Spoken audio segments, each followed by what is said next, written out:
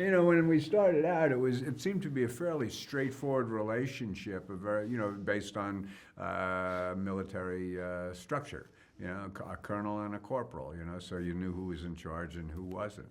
And that kind of worked out for about a minute and a half. Exactly. Before he went off the farm, you know, his character. Well, it was more like a phone call. I remember after the first one, there was no talk of doing any more. And then I got a phone call from Jim, and he explained in this very extremely detailed phone call how he saw the saga going. Like, it was incredible. And he had it all in his head. And I said, have you written it down? He goes, not yet.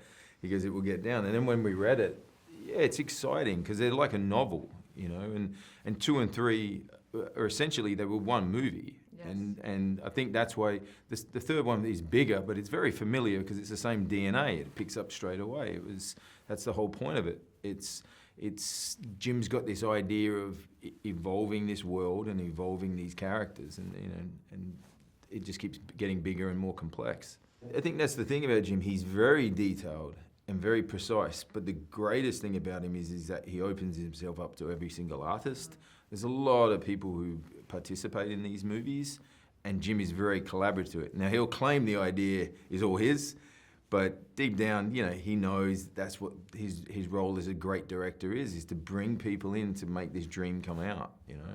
I enjoy working with Jim a lot. It's a very multi kind of feeling situation you have. I mean, as Sam says, he's completely collaborative. He's very, very supportive.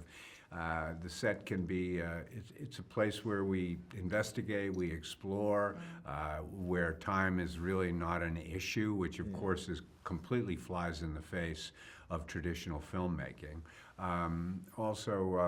Jim has a superb sense of humor as well, which is really a tremendous asset to have when you work under the kind of focused circumstances that we are working under here. So yeah, it's been a wonderful collaboration for the last 18 years. I've never had a day where I didn't look forward to going to work, I think. The surprising thing is, it's almost, and it felt like this on the first film, it feels like an indie film. To him, definitely. Yeah, I think that's even when you're making it, I think that surprises a lot of people. I've done big blockbusters in the past, and I stopped doing them because they were controlled by committees.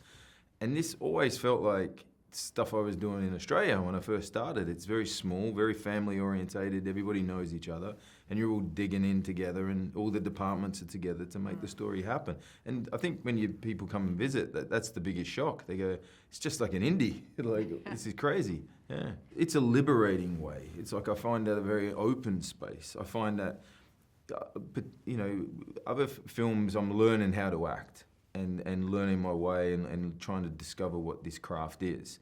And when I get back to Avatar, hopefully all that comes with me. And then we just let it go. It's a very playful space. It's very freeing in regards to your art. So, you know, because we got rid of all the conventions. There are no tracking shots, and we're not waiting for a close-up of the sun. So in that way, as an actor, it's a joy to be in. It is, but freedom, of course, freedom carries its own set of demands. It seems such to me. the kernel.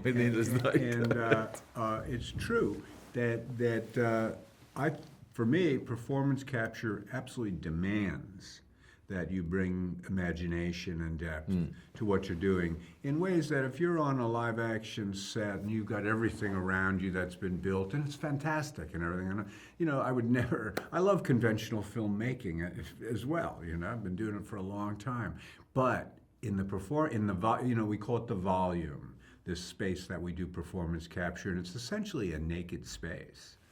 And if everything that is created in that space is created through our communication, through our imagination, you know, and that's very demanding, it seems to me. So yeah, freedom is something that you have to. It carries its own set of disciplines and rigors and stuff like that.